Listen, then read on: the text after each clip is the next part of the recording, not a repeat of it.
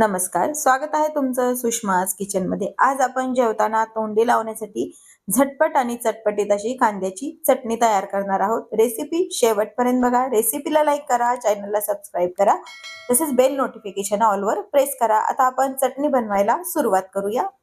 आपण चटणी बनवून घेऊया। त्यासाठी मी मीडियम साईजमध्ये एक मोठा कांदा चिरून घेतलाय। यामध्ये आवश्यकतेनुसार तिखट टाकून घ्यायचे। तुम्हाला जसं तिखट आवडतं तसं तुम्ही तिखट यामध्ये टाकायचे। चवीपुरतं मीठ टाकून घ्यायचे। अर्धा लिंबाचा रस टाकून घेतलाय मी। थोडीशी कोथिंबीर। हे जे आहे ते हातानेच आपल्याला व्यवस्थित मिक्स करून घ्यायचं।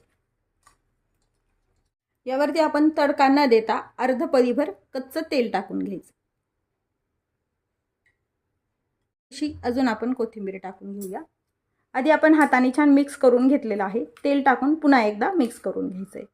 मस्त भाकरी पोळी सोबत ही चटणी अप्रतिम लागते।